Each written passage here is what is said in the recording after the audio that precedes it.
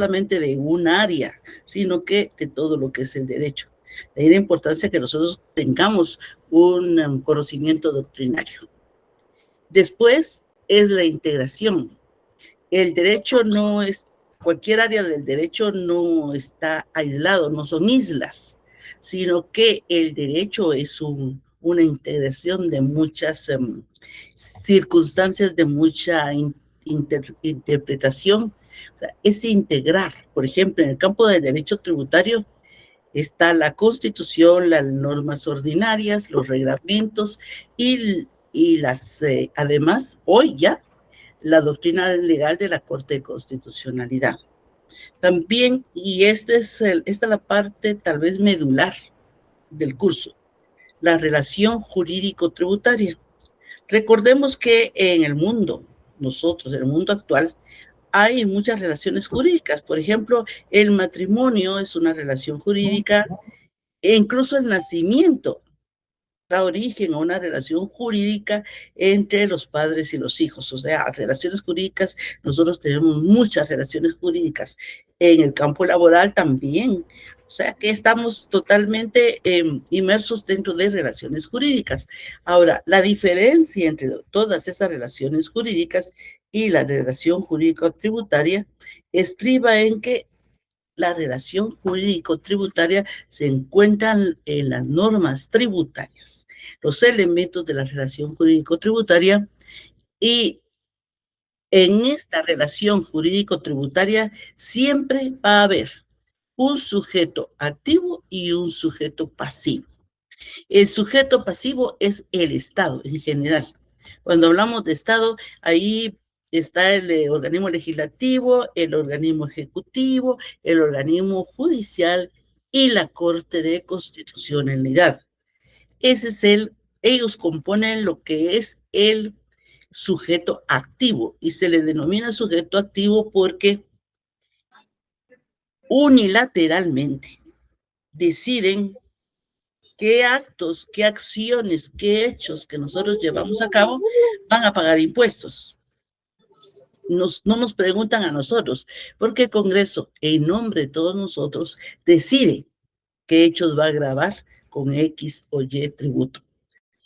Esta relación jurídico-tributaria entonces es muy especial porque lo único que nosotros tenemos para defendernos de cualquier arbitrariedad del Congreso de la República cuando crea normas de tipo tributario es precisamente, son los principios que se encuentran dentro de la Constitución Política de la República, que les denominamos principios fundamentales del derecho tributario. Por eso es importante que nosotros, dentro de todos los temas que vamos a tratar, hay unos que son fundamentales y que su conocimiento nos va a ayudar bastante a nosotros dentro del desarrollo de este curso. Ya tenemos lo que es la relación jurídico-tributaria, que la vamos a ver, sujeto activo, sujeto pasivo, hecho generador, tipo impositivo, o sea, todos sus elementos. Después vamos a analizar cómo se extingue la obligación que surge de la relación jurídico-tributaria, porque ya tenemos una relación jurídico-tributaria en la que vamos a tener y vamos a analizar todos los elementos. Después, naturalmente, está la relación jurídico-tributaria, pero esa relación jurídico-tributaria no es eterna, no es aquí al infinito, no. Esa relación jurídico-tributaria tiene un principio y una extinción. Vamos a analizar cuáles son las formas de extinción de esa obligación que surge de la relación jurídico-tributaria. También vamos a analizar la determinación tributaria. ¿Qué es la determinación? Jóvenes, la determinación tributaria no es otra cosa que el cálculo que hacemos con todos los elementos de los diferentes tributos para establecer cuál es la cantidad que vamos a pagar de un impuesto o si no vamos a pagar. Por ejemplo, en el caso del impuesto al valor agregado. En el caso del impuesto al valor agregado, nosotros tenemos todas las facturas que nosotros emitimos, por una parte, y por otra parte tenemos todas las facturas que a nosotros nos emiten. la diferencia entre esas facturas que nosotros emitimos y la que a nosotros nos emiten, siempre y cuando esas facturas que a nosotros nos emiten, la ley del impuesto al valor agregado no las acepte como crédito fiscal, que es el famoso crédito fiscal del impuesto al valor agregado. En ese momento que está el libro de compras, el libro de ventas, y se está llevando a cabo ese traslado de la información que se encuentra en los libros al formulario que se encuentra en la plataforma de la Superintendencia de Administración Tributaria, y se hace el cálculo del impuesto que nosotros vamos a pagar, o si hay crédito fiscal no lo vamos a pagar. A esto se le denomina determinación tributaria. ¿Por qué? Porque es la forma en que se determina por parte de nosotros los contribuyentes el impuesto que vamos a cancelar. También tenemos el procedimiento contencioso administrativo, que eso ya va a ser en la última fase del semestre, el procedimiento contencioso administrativo, en donde nosotros vamos a analizar no solamente el contencioso administrativo tributario, sino que también vamos a analizar los recursos, porque nosotros como contribuyentes tenemos también un derecho de defensa plasmado en el Código Tributario, que establece cuáles son los medios en que nosotros nos podemos defender de las arbitrariedades o supuestas arbitrariedades de la Superintendencia de Administración Tributaria. Y acá vamos a encontrar nosotros varias formas en que nosotros podemos defendernos de alguna arbitrariedad de este tipo. Tenemos nosotros el recurso revocatorio, que vamos a analizar cuándo lo tenemos que plantear, la nulidad, la enmienda del procedimiento. Después de que ya tenemos nosotros esa fase administrativa, ya podemos plantear el contencioso administrativo en materia tributaria. Esa parte la vamos a analizar ya cuando estemos finalizando el curso, porque son medios de defensa. Pero para tener esos medios de defensa, nosotros tenemos que conocer cuáles son nuestros derechos, cuáles son esas garantías que a nosotros nos otorga la Constitución Política de la República. También nosotros tenemos que saber cómo vamos a interpretar lo que dice, por ejemplo, la ley del impuesto al valor agregado. Porque la ley del impuesto al valor agregado nos va a establecer quién es el sujeto pasivo de esta ley. ¿Quiénes pueden ser sujetos pasivos de esta ley? Además de el Código Tributario. Entonces, jóvenes, ya cuando nosotros estamos acá, en el procedimiento contencioso administrativo tributario, ya tenemos que tener nosotros la idea clara de todos los demás puntos que vamos a analizar en la clase. El procedimiento económico coactivo es con el que vamos a cerrar nosotros el curso. También cuando nosotros estemos dentro analizando el económico coactivo, nos vamos a dar cuenta de cómo es especial este procedimiento económico coactivo, y para eso vamos a analizar casos, vamos a analizar sentencias de la Corte de Constitucionalidad para que tengamos nosotros una claridad. ¿Cómo vamos a trabajar todo esto? Vamos a analizar doctrina y legislación. Por eso voy a necesitar que ustedes en mi clase tengan siempre su Constitución Política de la República, la ley del impuesto al valor agregado, la ley del YUSI, eso todos ustedes lo van a encontrar en su programa. La ley del impuesto sobre la renta, el código tributario. Porque vamos a ir analizando cada uno de estos puntos que vamos a tratar con ley en mano. ¿Por qué va a ser con la ley en la mano, jóvenes? Porque esa es la forma en que se ejercita el derecho tributario. Legislación, si nosotros no tenemos nuestras leyes, mejor si son físicas, actualizadas. Porque uno de los grandes problemas por los cuales se puede perder un caso en la SAT, en el procedimiento todavía administrativo, administrativo tener una ley que está desactualizada, porque el derecho tributario, jóvenes, es una de las áreas del derecho que más cambios tiene.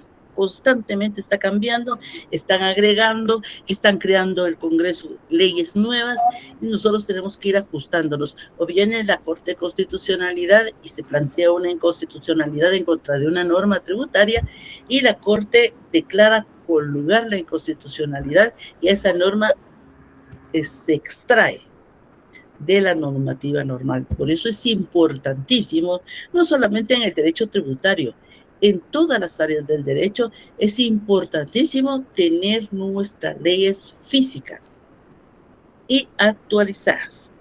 Naturalmente que ahora con la tecnología y todo esto, a veces se hace más fácil tenerlas virtuales, tenerlas digitales, pero yo les recomiendo sinceramente que traten de tenerlas físicas.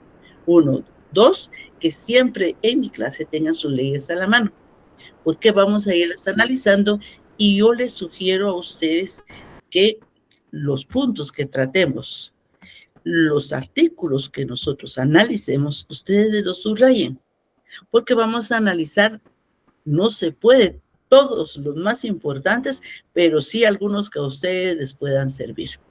Entonces vamos a analizar por esta parte la doctrina y además la legislación, para que ustedes no solamente teóricamente sepan qué es hecho generador, sino que también lo identifiquen. El hecho generador, el objetivo es para mí y para ustedes, es que ustedes identifiquen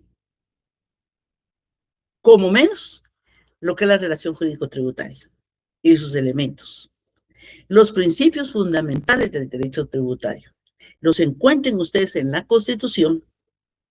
Recuerden las sentencias que vamos a analizar, porque todo esto, jóvenes, toda esta legislación, doctrina, legislación, lo vamos a analizar con las sentencias de la Corte de Constitucionalidad que tienen relación con el tema del derecho tributario. Y cada uno de esos elementos que vamos a ir mencionando, vamos a tener siempre una sentencia de la Corte de Constitucionalidad.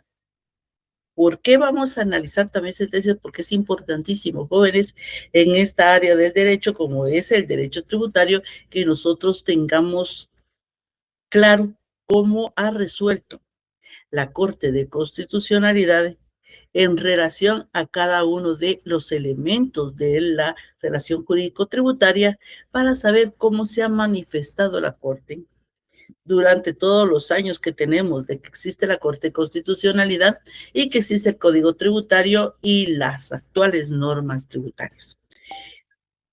Como ustedes saben, son 3 exámenes, el primer parcial.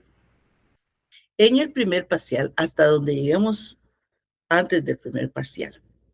Para esto, les voy a subir a ustedes a la plataforma unos laboratorios de las primeras leyes de las que ustedes se van a examinar. Estas primeras leyes son, pues, la ley orgánica de la SAT. Vamos a analizar también la ley del UCI, la ley del timbre y papel sellado especial para protocolos.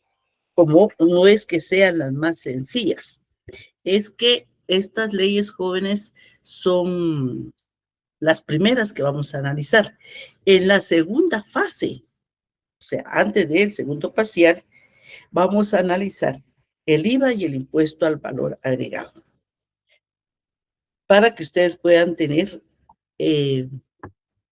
más tiempo, ya que estas leyes son un poco más complejas, la ley del impuesto al valor agregado y la ley del impuesto sobre la renta. Y por último, en la última parte, vamos a analizar el Código Tributario. Eso no quiere decir, jóvenes, que durante las dos primeras partes del curso, que es antes del primer parcial y antes del segundo parcial, nosotros no analicemos el Código Tributario. El Código Tributario va a ser como nuestra norma más importante y primero la Constitución naturalmente y después el Código Tributario van a ser las normas que nos van a acompañar. Estemos analizando el IVA, estemos analizando el impuesto sobre la renta, no importa cuáles de las normas tributarias vamos a analizar, siempre vamos a necesitar de la Constitución Política de la República y del Código Tributario. Para lo que yo pues les solicito que ustedes siempre tengan su código tributario y su constitución.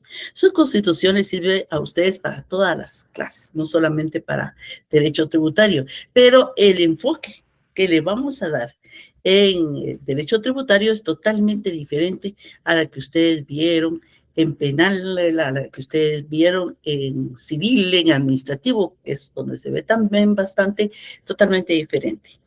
La visión que nosotros le vamos a dar a la Constitución en el derecho tributario es totalmente diferente.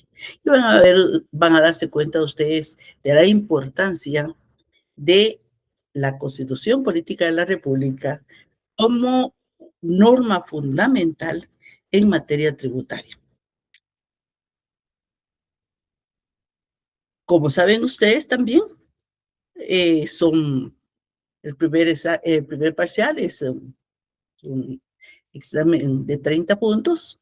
El segundo parcial es 30 más un trabajo y el final pues son 30 puntos también, donde ustedes ya deben de tener su zona.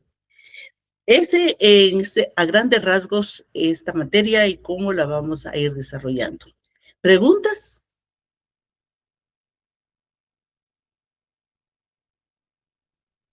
¿Jóvenes tienen preguntas? Licenciada, buenas tardes. Buenas tardes. Usted nos va a estar compartiendo material de lo que usted comparta de las diapositivas, perdón. Fíjese que no, eso no lo compartimos las diapositivas. Ok, gracias, licenciada. Sí. Lo que les recomiendo es que si pueden, compraran el libro. El libro se llama Fundamentos Tributarios. Ese libro lo escribo yo y ahí es donde van a encontrar ustedes como más ampliada la información que se da en la clase, porque la clase es poco el tiempo que tenemos nosotros para poder desarrollar los diferentes puntos como quisiéramos. En el libro van a encontrar ustedes todos estos puntos ampliados enormemente, más sentencias de la Corte de Constitucionalidad y más ejemplos. ¿Y ese dónde lo adquirimos? Pues lo pueden adquirir en la librería jurídica, lo pueden adquirir también en la universidad. Ok, gracias, licenciada. Todas las personas que venden libros. Ahora, otra cosa, jóvenes, que no había mencionado, es que estas clases están siendo grabadas para efectos de la Contraloría General de Cuentas, pero ahí de una vez queda el listado de la asistencia de ustedes, porque sí nos están pidiendo también, como es en línea, la asistencia de ustedes. ¿Alguna duda? Licenciada, buenas tardes. ¿El costo del libro, disculpe, cuál sería? Fíjese que no sé a qué precio lo tienen ellas, sería bueno que preguntaran. Okay, muchas gracias. Para servirle. Buenas tardes, Ligda, disculpe, el nombre del libro, disculpe, para poder... Fundamentos tributarios, pero fíjense que sea la edición 2026. 2026. Gracias, Liz. Porque esta edición 2026 pues es la más completa naturalmente que las anteriores, entonces esa les recomiendo. Gracias, licenciada. Sí, es solamente una recomendación, ¿verdad? Lo que sí, pues, sí les suplico son las leyes también que las tengan siempre en la clase. Ya que tenemos claridad del tema que vamos a tratar y siendo tan extenso, teniendo tan poco tiempo para poderlo desarrollar como se merece el tema y como se lo merecen ustedes también, vamos a entrar un poco en la introducción de lo que es el fenómeno, como le llamo yo, el fenómeno tributario en el país, ¿verdad? Porque este es un fenómeno muy especial que ha venido desarrollándose y ha venido evolucionando a lo largo de los años. Por ejemplo, los años 70, 80, era diferente como se visualizaba la tributación en Guatemala a cómo ha ido evolucionando con el paso de los años, más aún en el año del año 2000 a la fecha. Ya tenemos más conciencia, no solo de lo que es el fenómeno tributario, pero también para qué sirve. Y ahí nuestro cuestionamiento, cuando no se utilizan los tributos como debe de ser, o sea, regresando a la sociedad los tributos que ha pagado por medio de los gastos públicos.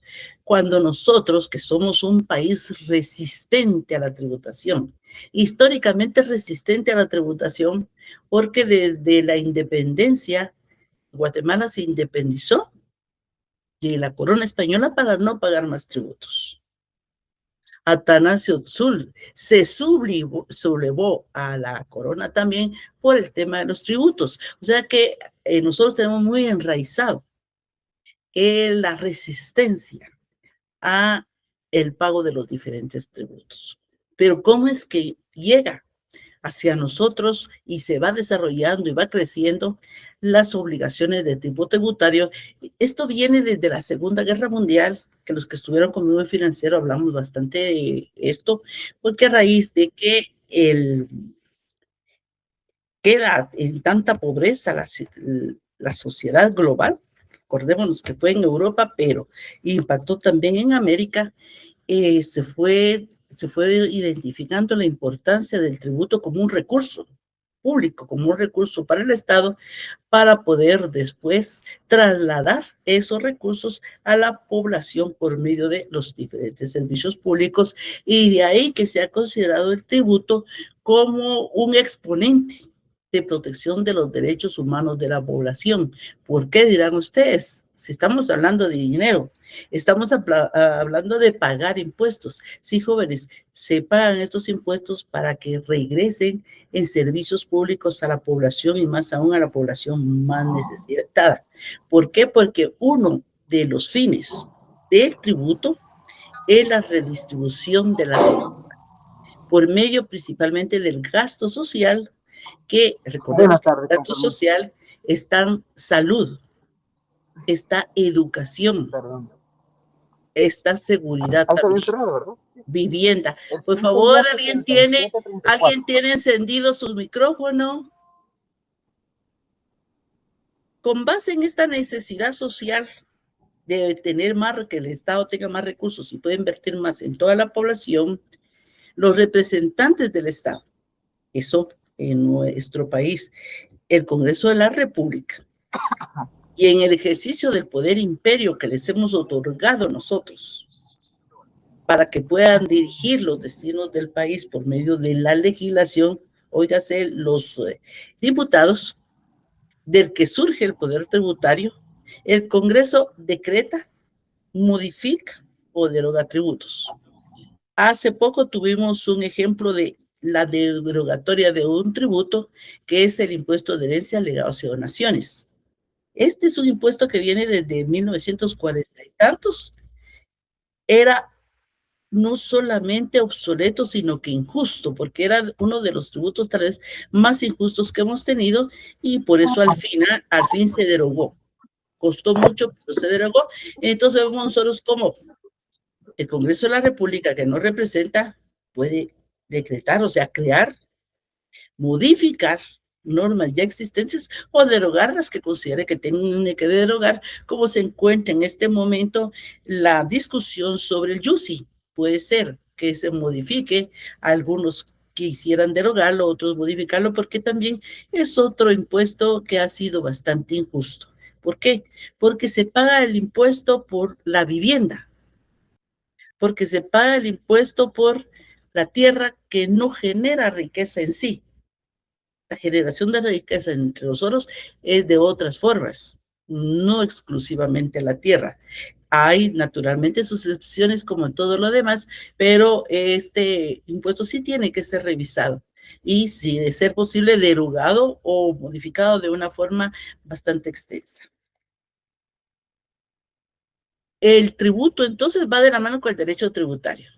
de que pagamos nosotros tributos, de que hemos pagado nosotros tributos, surge también lo que hoy estamos analizando nosotros como derecho tributario, o sea, esta área del derecho, que en teoría es parte del derecho administrativo, pero ha crecido tanto que hoy casi que es independiente, autónomo del derecho administrativo, es conocido como el derecho tributario.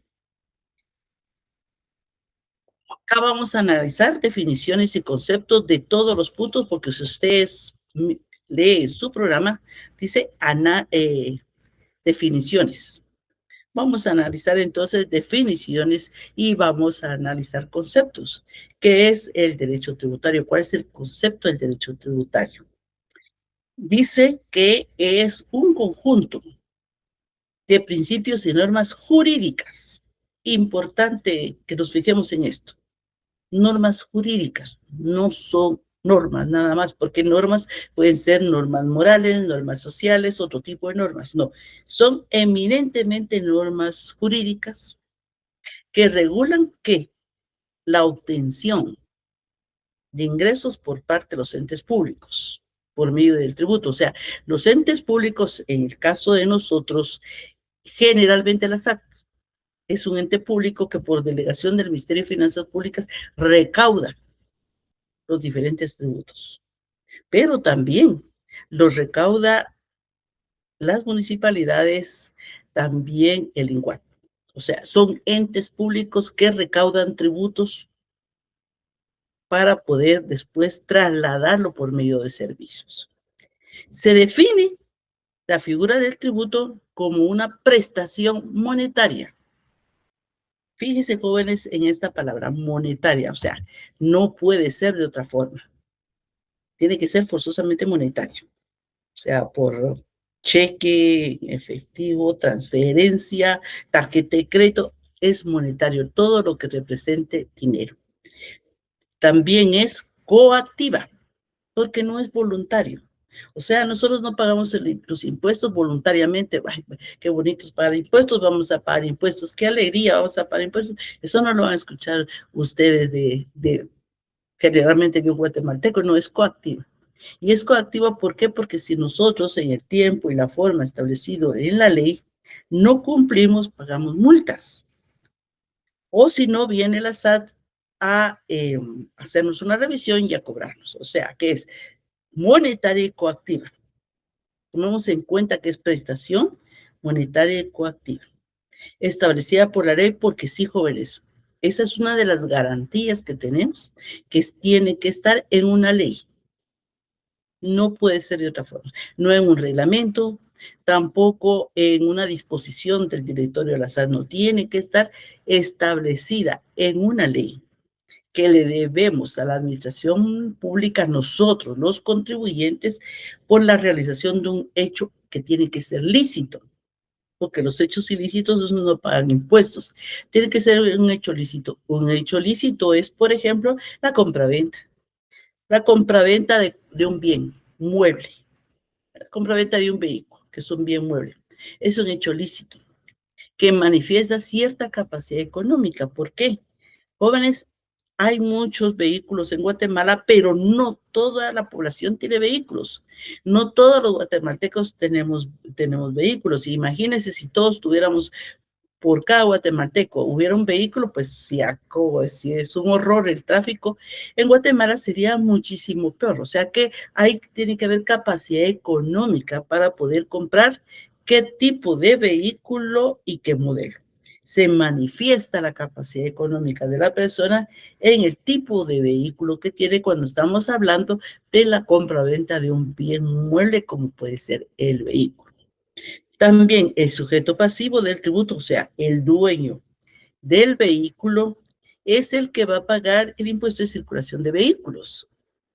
Y a la vez, esta misma persona es el contribuyente en el caso del impuesto de circulación de vehículos. O sea que el derecho tributario, pues ese gran conjunto de normas y principios jurídicos que van a regular cómo el Estado Le vamos a entregar nosotros y el Estado va a obtener de nosotros dinero, o sea, recursos públicos por medio del pago de los diferentes tributos que nosotros vamos a realizar y que es una prestación monetaria porque es en dinero y coactiva. ¿Por qué? Porque si no lo pagamos, pues naturalmente nos viene una multa.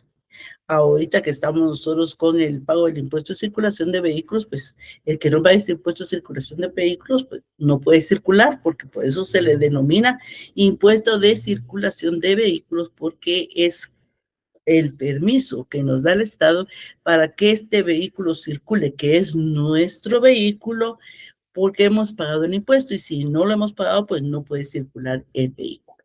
O sea que ese es el concepto de lo que es el derecho tributario.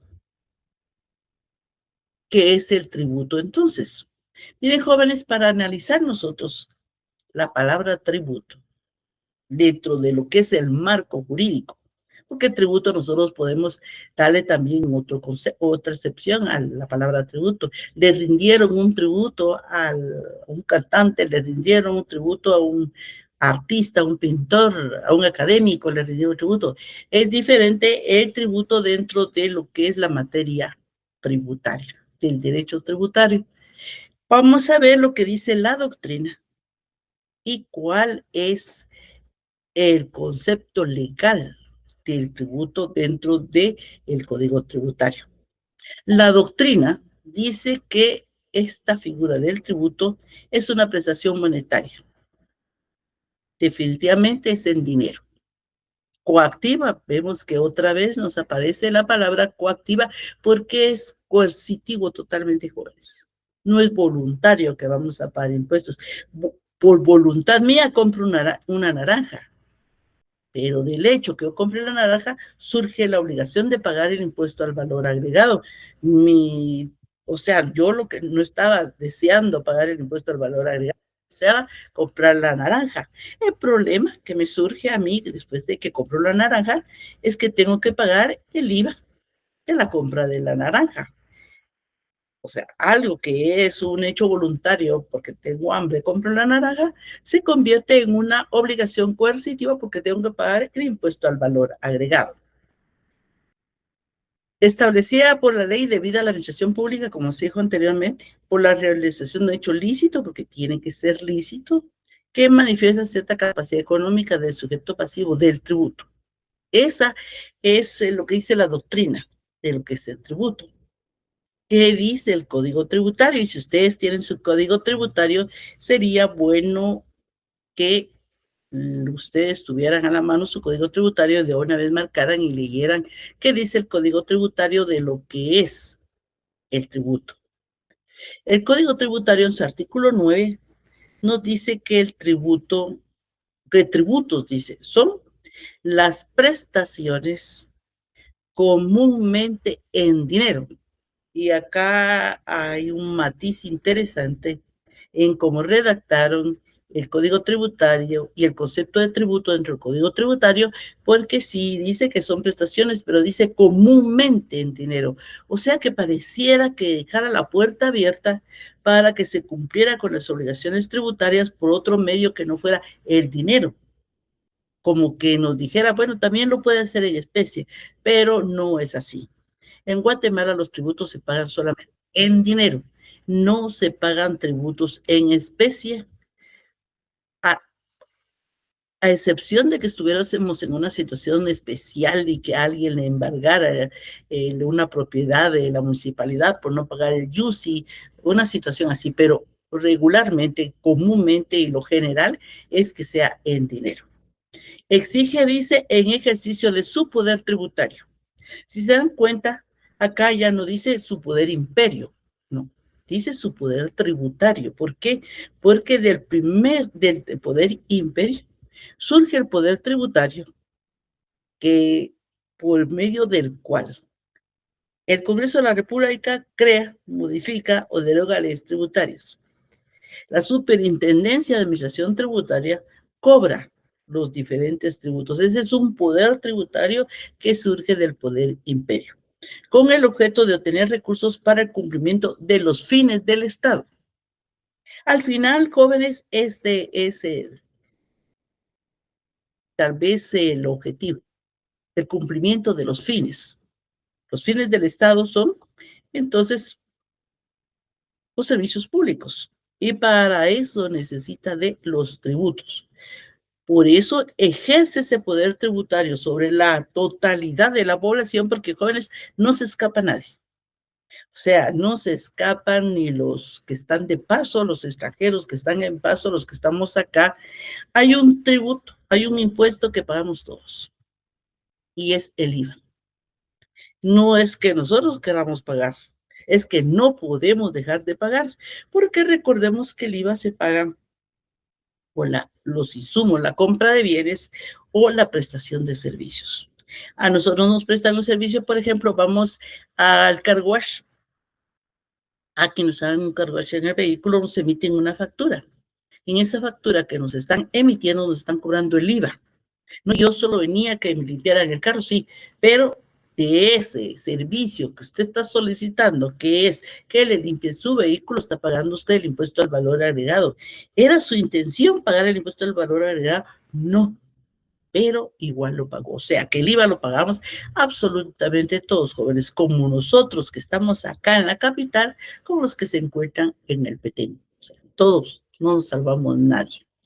Con relación al tema, el tema tributario que vamos a analizar durante todo este semestre, es importante que sepamos cuáles son los autores con relación al derecho tributario que nos van a acompañar durante todo el semestre y que ustedes van a encontrar constantemente en las definiciones que vamos a analizar.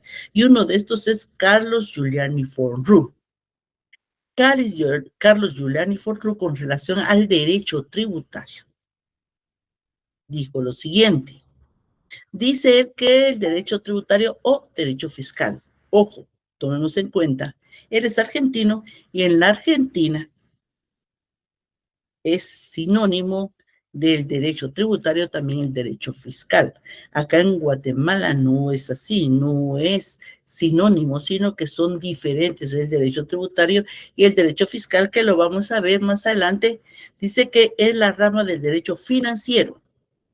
O sea que el derecho tributario surge del derecho financiero. Sin embargo, en la práctica el derecho tributario ha superado al derecho financiero. ¿Por qué? Porque el derecho tributario es general, totalmente general. Que se propone, dice Carlos Giuliani Fornrú, estudiar el aspecto jurídico de la tributación.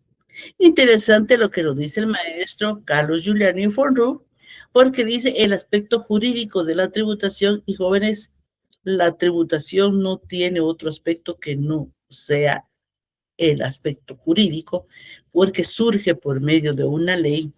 No hay un tributo, ya sea este impuesto, ya sea este arbitrio, ya sea esta contribución, que no surja por medio de la ley. Siempre va a surgir por medio de una ley. Si no es por medio de una ley, es inconstitucional y está violando nuestros derechos fundamentales. Por lo tanto, jóvenes, el aspecto es el jurídico nada más. En sus diversas manifestaciones, dice el maestro. Una, como actividad del Estado en las relaciones de este con los particulares. Esta relación que tiene el Estado con nosotros, los particulares en este país, que se materializa cuando el Congreso de la República crea o modifica una norma tributaria. Esa relación, nosotros vamos a recibir esa información y el cumplimiento de esas obligaciones porque lo determinó el Congreso de la República por medio de una ley. Pero esta ley nosotros observamos que está violando nuestros derechos como contribuyentes. Podemos plantear una inconstitucionalidad, podemos plantear un amparo, o sea, tenemos medios de defensa, pero para poder ejercitar esos medios de defensa tenemos que saber cuáles son los principios constitucionales de la tributación para que nosotros tengamos los elementos suficientes para poder plantear nuestra defensa cuando creemos que de alguna manera se están violando nuestros derechos en materia tributaria. Y dice, y las que se generan entre estos últimos, o sea, nosotros los particulares. Un ejemplo de esas relaciones que se generan entre nosotros los particulares es, por ejemplo, son, por ejemplo, las retenciones, cuando se llevan a cabo retenciones del impuesto sobre la renta. Las retenciones del impuesto sobre la renta regularmente se llevan a cabo entre el patrono y el trabajador. Recordemos que el patrono, cuando el trabajador pasa de cierto ingreso, de cierto salario que fue modificado precisamente porque el salario mínimo, como fueron aumentando el salario mínimo, ya se vio en un momento como que podía ser, se tenía que pagar impuestos sobre la renta, sobre el salario mínimo. Imagínense ustedes, era mínimo y teníamos que pagar impuestos. Entonces se modificó. Pero esa relación entre los particulares se da, por ejemplo, entre el patrono y el trabajador, cuando el patrono le paga su salario al trabajador y al pagarle su salario le retiene el impuesto sobre la renta. Esa es una relación entre patrono y trabajador que no es solamente la laboral, sino que también es el cumplimiento de las obligaciones tributarias, porque el patrono retiene el salario, el impuesto sobre la renta del trabajador, y la obligación es trasladarlo a la SAT. Entonces el patrono cumple dos funciones para la SAT. Es su fiscalizador y también es su agente de retención del impuesto sobre la renta. El trabajador al final pues no puede hacer nada más que recibe su salario líquido donde ya le retuvieron el impuesto sobre la renta. Entonces es importante esto, jóvenes, porque nos damos cuenta que hay diferentes relaciones en materia tributaria. No solamente el de nosotros con el Estado, sino que también hay unas que surgen entre nosotros los particulares. Y dentro de estas son las retenciones. Otro de los estudiosos de la materia tributaria es Dino Harach.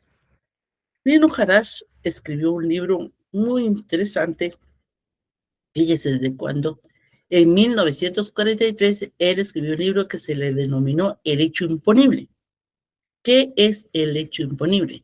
Jóvenes, el hecho imponible también le denominamos nosotros hecho generador, que es aquel acto, aquella circunstancia, aquella acción en la que una persona lleva a cabo una situación que ya está determinada en la ley como un acto hipotético que puede llevarse a cabo o no, y que de el llevar a cabo precisamente este hecho hipotético surge la obligación de pagar los impuestos.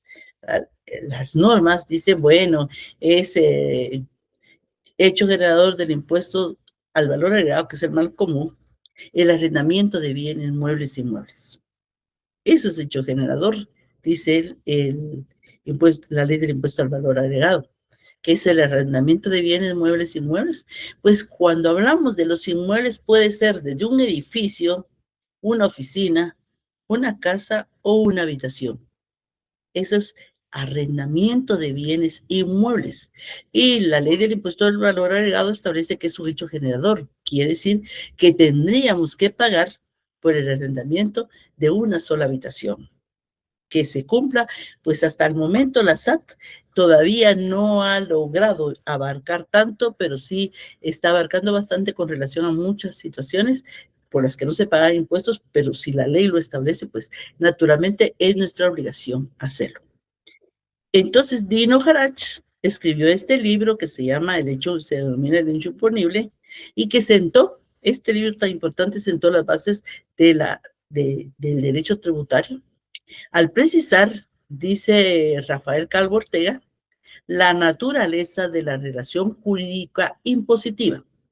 Aquí no le dice relación jurídico-tributaria, sino que le dice relación jurídico-impositiva, pero es lo mismo. O sea, cuando hablamos de relación jurídico-tributaria, es la de nosotros, es como en el país, como nuestra cultura se le denomina, pero hay otros países en los que se le puede denominar también jurídico-impositiva.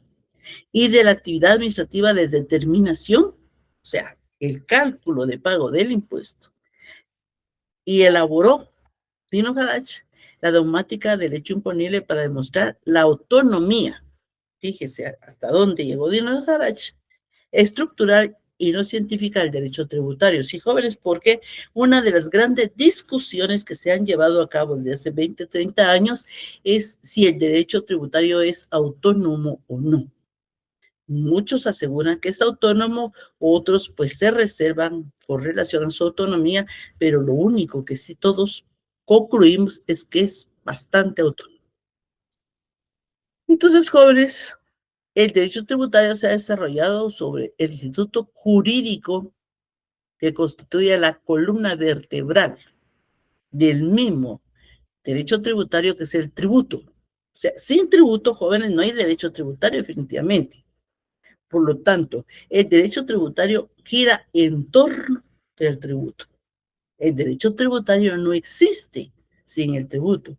¿Por qué? Porque se ha encargado de regular todo lo relacionado a este fenómeno como es el tributo. En una primera aproximación dice, puede definirse como una obligación pecuniaria. Definitivamente es, jóvenes, fundamental, es una obligación pecuniaria. Es ley, naturalmente, en virtud de la cual el Estado u otro público, otro ente público, se convierte en acreedor, porque nosotros les debemos a ellos al fin. Jóvenes, con una manzana que ustedes compraron, con una naranja que ustedes compraron, con una botella de agua que ustedes compraron, ya se convirtieron ustedes en deudor de la SAT, porque tienen que pagar el impuesto al valor agregado.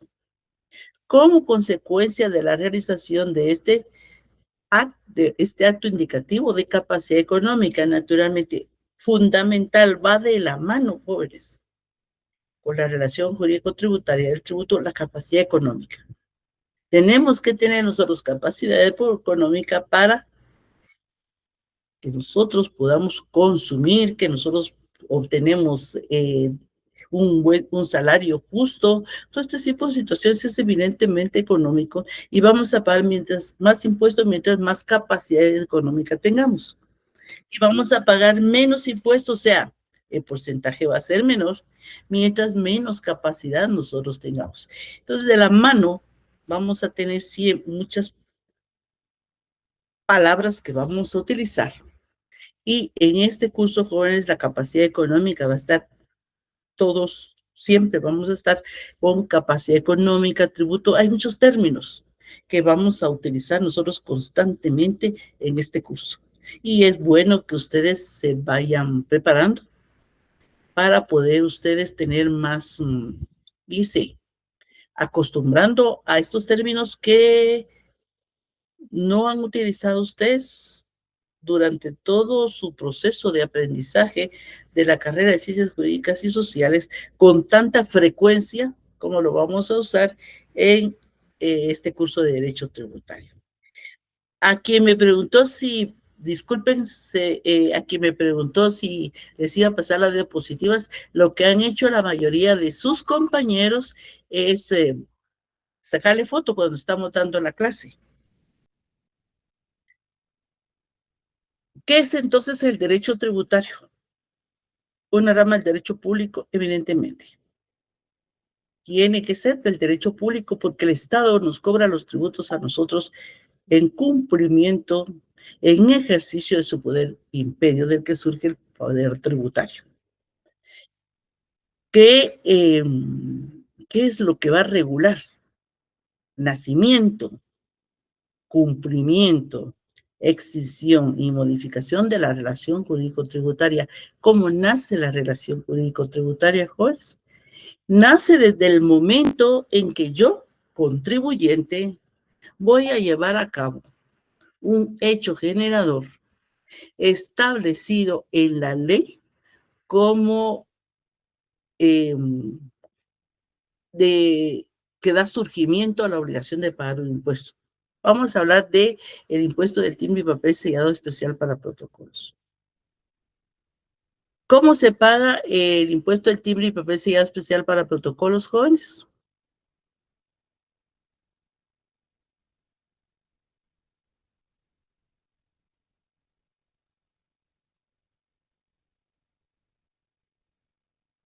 A través de la SAT. Vamos a ver. ¿Qué es un acta de legalización de firma?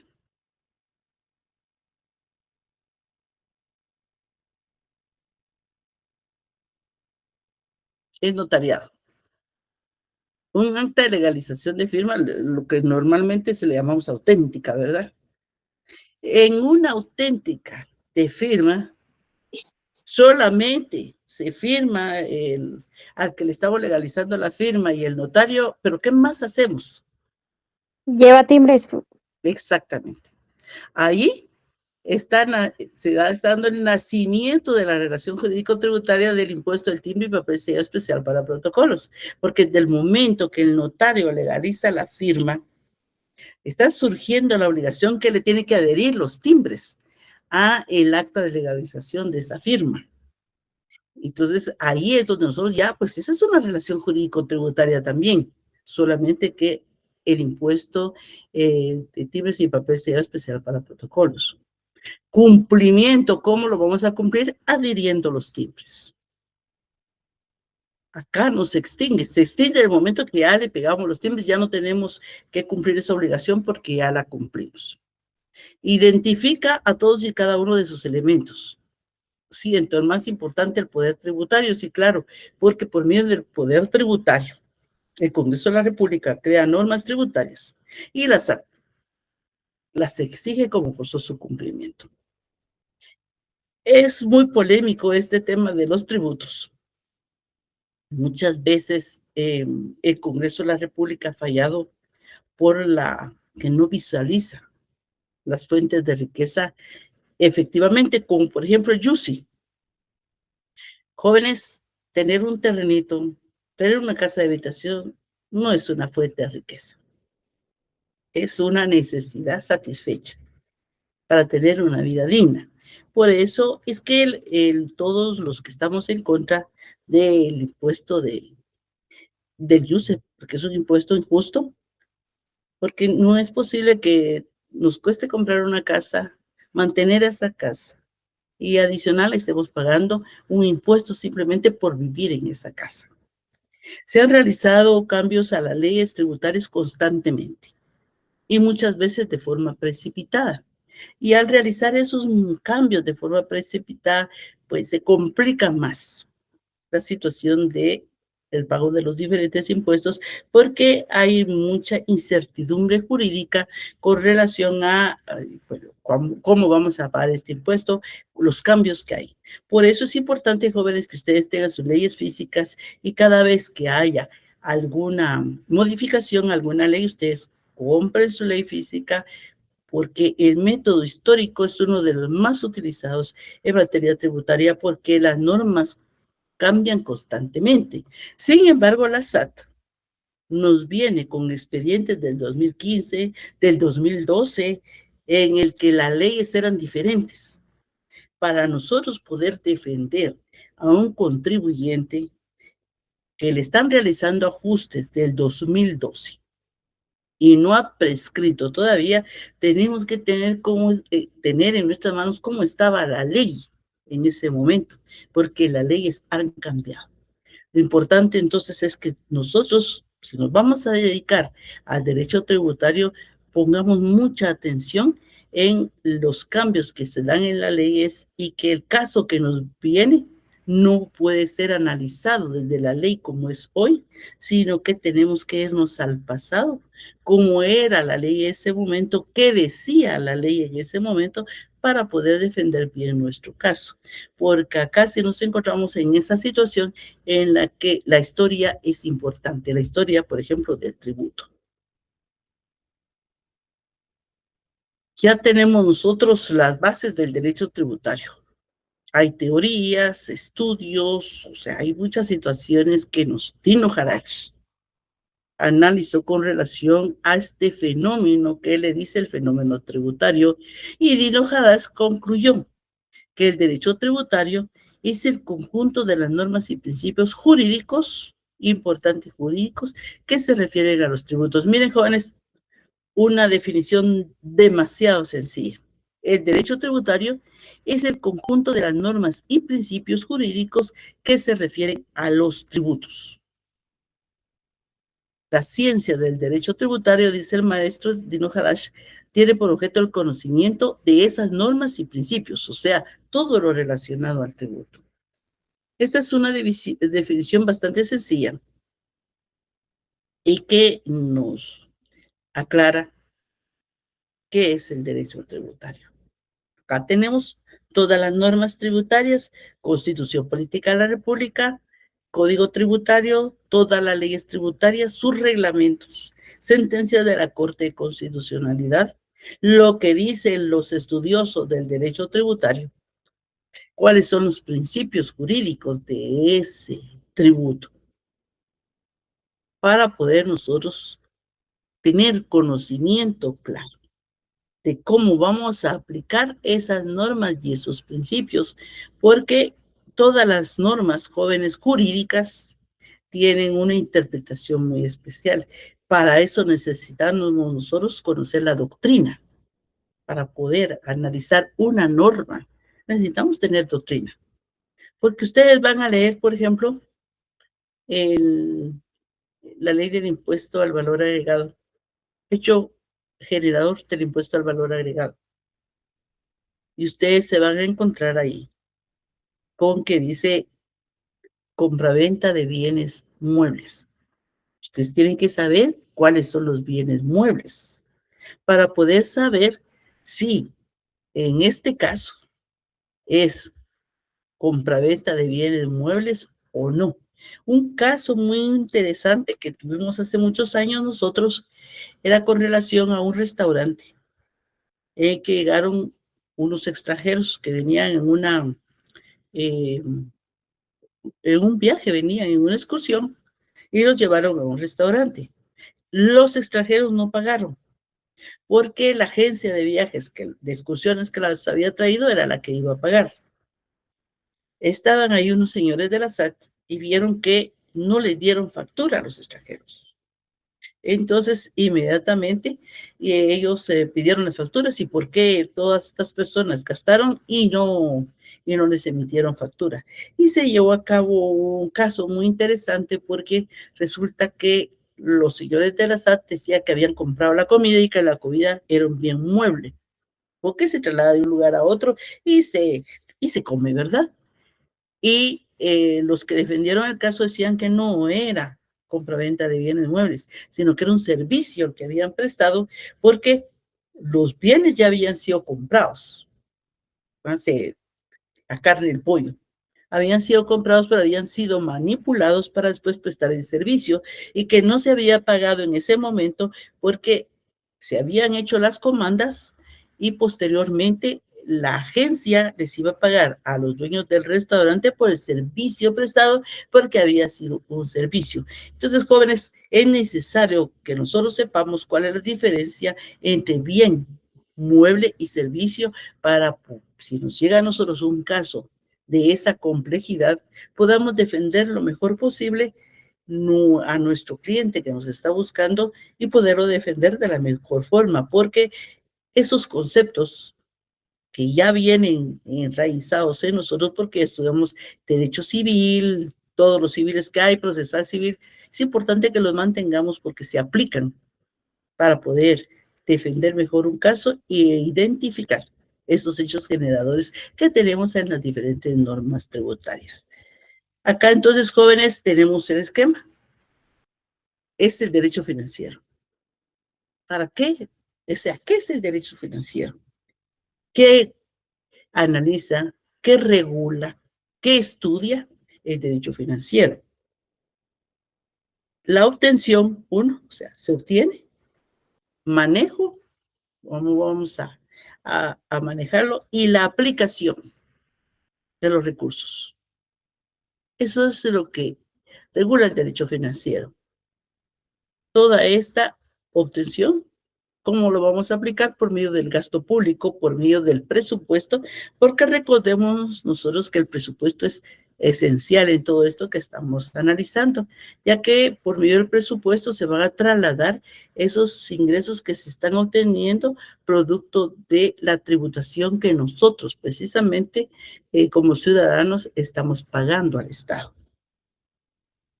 El derecho fiscal que en otros países es sinónimo de derecho tributario. En Guatemala lo conocemos como la obtención de los recursos. ¿Pero qué recursos? Muchos recursos que obtiene el Estado. El Estado no obtiene solamente sus ingresos de los tributos. El Estado obtiene sus ingresos de muchas fuentes, aunque la más importante son los tributos. Pero el Estado obtiene recursos por medio de su propio patrimonio. Recordemos que en UCRED se le arrenda a las personas bienes inmuebles del Estado que pagan una poquita cosa, pero es un ingreso que entra al Estado. También los crediticios, o sea, la deuda pública, los créditos que tienen.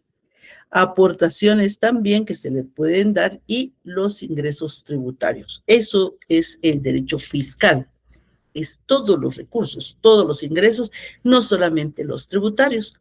Y el derecho tributario, sí, solamente los tributos. Entonces podemos analizar que el derecho fiscal es todos los ingresos, no solamente los tributos. Y el derecho tributario ya se va enfocando solamente a los tributos. Y de ahí la diferencia, por eso nosotros en Guatemala no utilizamos como sinónimo de derecho tributario el derecho fiscal, sino que hacemos esa separación entre el derecho tributario y el derecho fiscal porque son diferentes para nosotros. O sea, en nuestra sociedad, en nuestra legislación, en nuestra doctrina, el derecho fiscal es diferente al derecho tributario, ya que el derecho tributario es específico para lo que son los tributos. Y en Guatemala tenemos 3 tributos: los impuestos y las contribuciones por mejoras. Aquí faltó los arbitrios porque tenemos 3 tributos: impuestos, arbitrios y contribuciones. Las tasas en Guatemala no son consideradas tributos. ¿Por qué? Porque no lo establece así la Constitución. El contenido del derecho tributario. Miren, jóvenes, hasta acá nos vamos a quedar el día de hoy. Vamos a continuar el próximo día de clase, porque es su primer día de clase y ustedes pues ya entraron de lleno a la clase en sí, pero el problema con este curso, jóvenes, es